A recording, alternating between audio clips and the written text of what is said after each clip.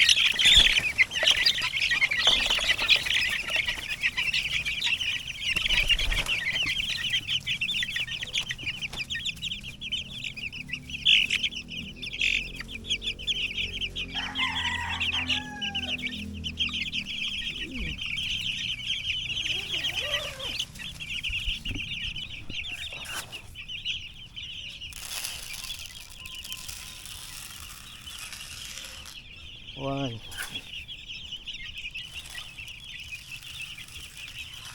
two, three. Konti-konti lang guys para nauubos nila. Every 3 hours naman tayo nagpapakain eh.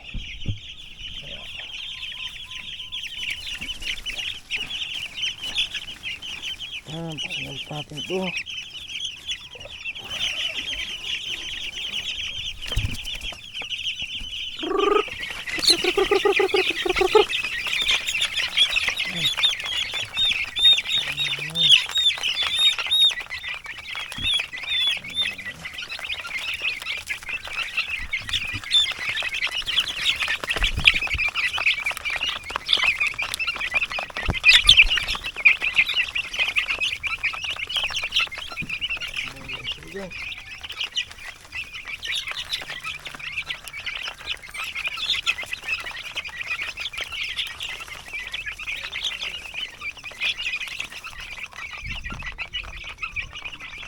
Ito, balik na natin yung tubig nila.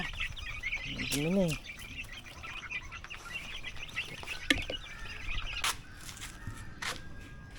Guys, ito yung tubig natin.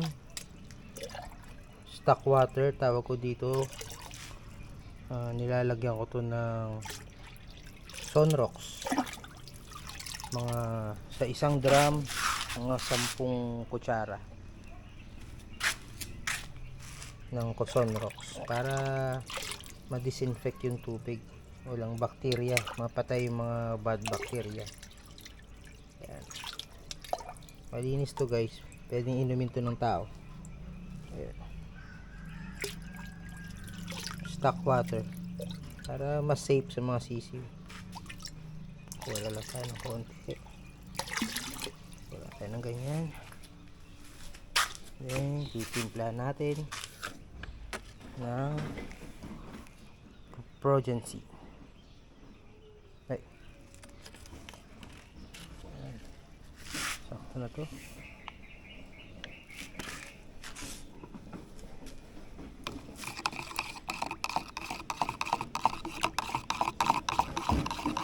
Everyday may vitamin sila. Yan, okay. Para healthy. Maganda kasi ito guys, may probiotics na to. Pero may probiotics, so mas malakas sila. Electrolytes, kompleto na.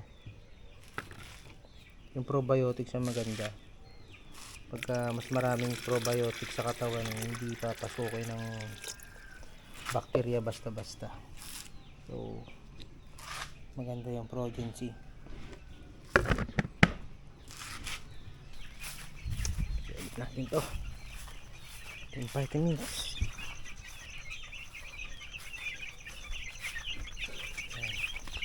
Mga sisiw ko, iniinom sila pagka kain.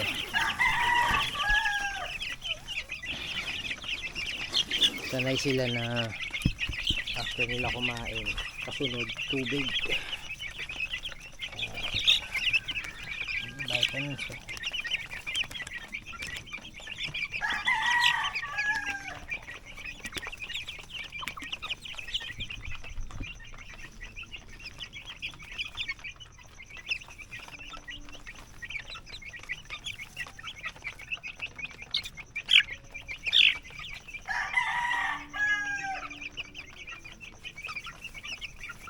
So dito lang muna sila guys sa tent brooder ko. Hindi ko muna sila papalabasin. Tingnan muna natin yung panahon kung maganda. Kung magandang panahon, wala masyadong hangin, pwede natin sila pakawalan.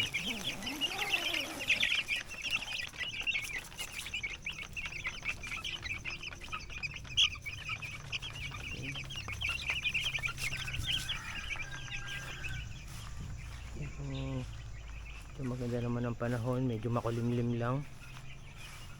Pwede natin sila pakawalan mamaya after nila kumain. So yan guys, so, gumawa ako ng liparan nila yan konti para na-exercise na agad yung mga wings nila. Yan, ng hapunan. Kaya ito, dito sila naglalaro madalas ano, medyo may taguan konti. Ayan, dyan sila naglalaro.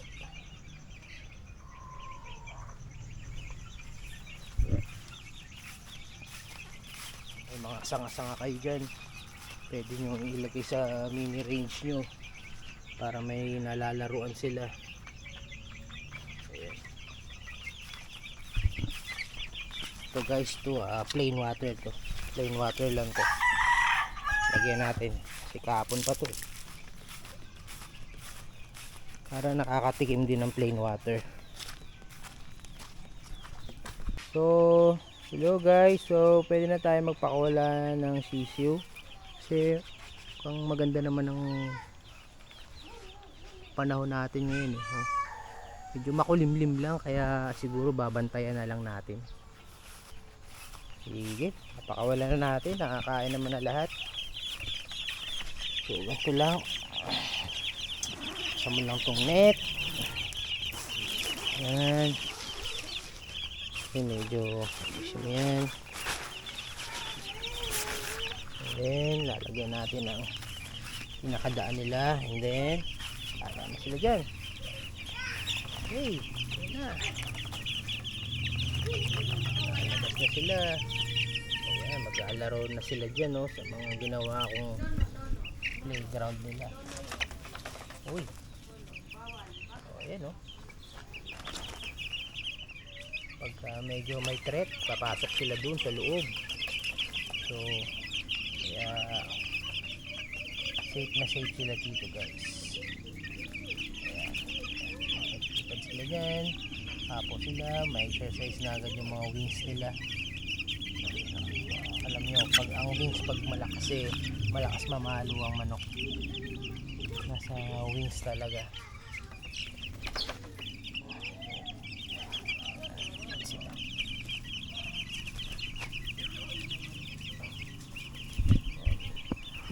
Lalaro sila dyan guys.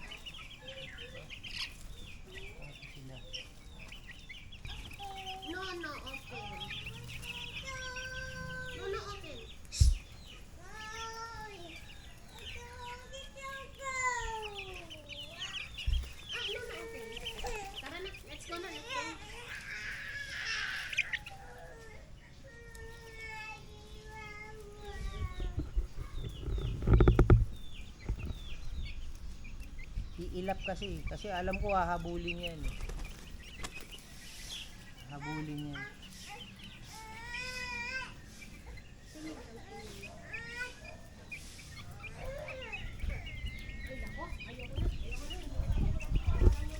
Kung may mga baby kayo guys, huwag yung papakawalan din dito sa mini range nyo. Sigurado iilap yung mga sisiw nyo. Nako,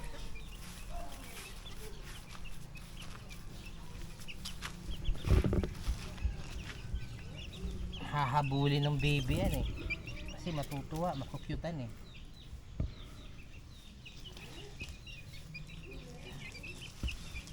Yan, lalaro sila.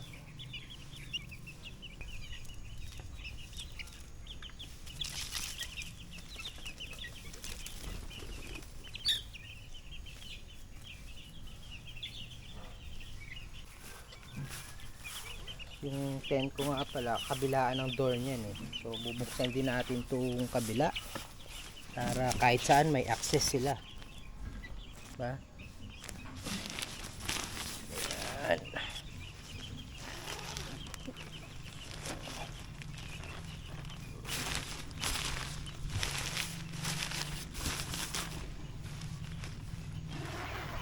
Ayan. In case na need nila pumasok, hindi na siya mahirapan para umikot kasi kabilaan ng door ng aking tent. Ganda tong tent na to, mura lang, 800 lang, pwedeng lagi magpalit.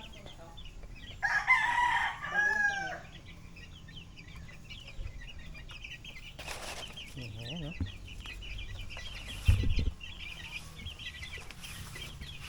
Sila, na-exercise na yung mga legs nila saka mga wings.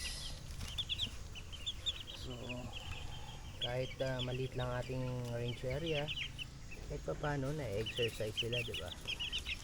Mahirap yung nakakulong lang kasi dito guys eh. Para happy din, saka matibay sa mga sakit kasi exposed na sila kung ano man yung mga nakakain nila. So nai-immune yung system nila, no? Pero may ano pa rin to guys, may mga bakuna pa rin dapat. May B1B1, Lasota, tsaka fowl pox yan. Yun lang naman ang mga tumatama dito sa aming bayan eh. Ayan, fowl pox. Kaka-fowl pox ko lang nung last week. Ayan. Para kahit magtukaan sila, hindi papasok yung, kasi pagka nagkasugat na sa mukha, yun doon na nag-uumpisa magkabulutong eh.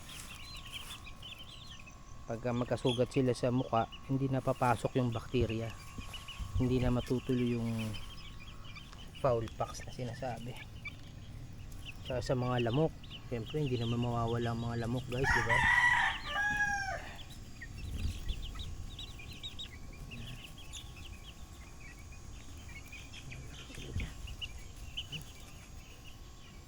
Exercise. Yes.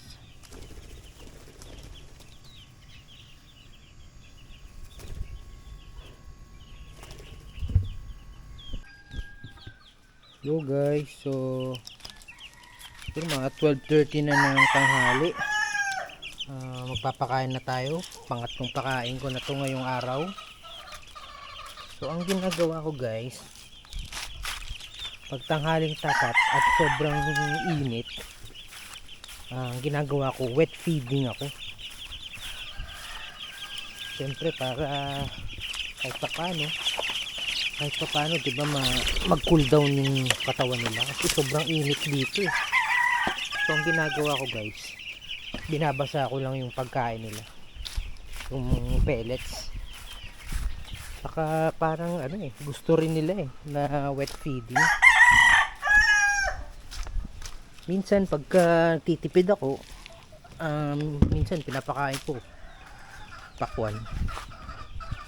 Yun, maganda rin yun. Pero ngayon papakita ko sa inyo guys yung pag-wet feeding ko. Basic na basic lang guys, madali lang. Lalagyan mo lang ng tubig na may vitamins yung pagkain nila. So ito, diba? Tatlong takal. 1, 2, and 3. So magtitimpla tayo ng tubig na may vitamins.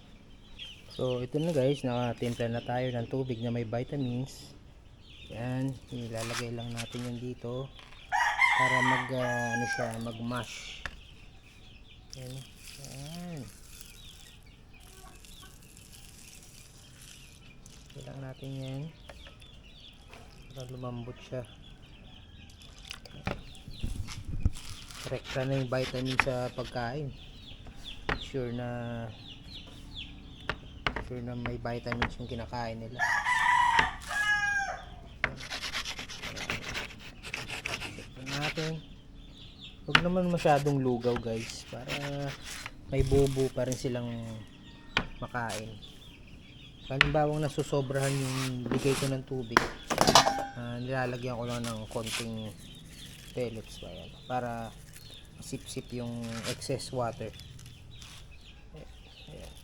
May excess lang, masip-sip lang yung excess water. Ayan, okay na yan. Tara guys, ibibigay na natin to. Excited na yung mga sisiw, nakaabang na. Nakaabang na eh. Alam na eh. Alam na nila. Sibugan na naman. Bali mga 4 times to 5 times ako nagpapakain guys.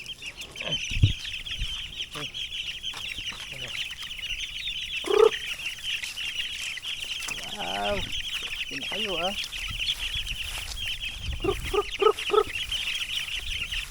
Wet feeding.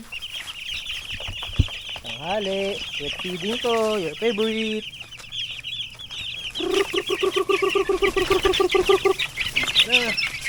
Maki. Go. Mas gusto talaga nila yung wet feeding. Lambot eh, malambot.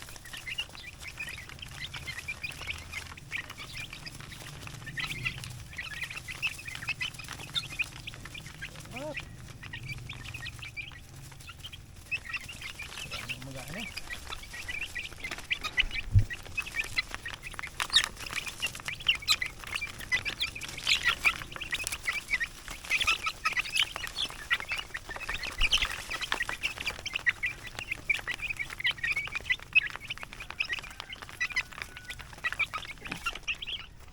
Tubig, medyo madumi na, palitan na natin yan.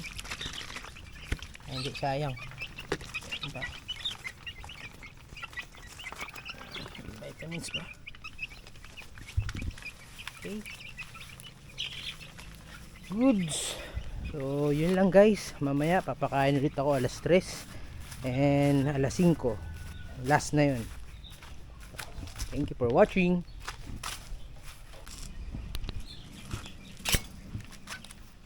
So guys, nag-wet feeding din ako dito sa nagdala 2 pirasong chicks ko. Yan, 1 month na yan mahigit. So gusto rin nila ng wet feeding pag tanghali. Okay, kain lang. Babae yata yun, yung brown na yan. Yung isa hindi ko alam. Mahirap kasi pag puti oh. Feeling ko lalaki. Malaman lang yan guys pag mga 1.5 months na, malalaman ko na kung tutubo yung palong niya. Pag walang tumubong palong, parehas babae siguro. Pero kayo guys, ano sa palagay nyo? Lalaki o babae? Yan. Ito, sure na to, babae to. Ito. Oh, may black pa dun sa buntot niya. Bale, ano to eh, 3/4 kelso yung hen, tapos pure kelso naman yung father. So mataas ang kelso na to, baka pure kelso na nga.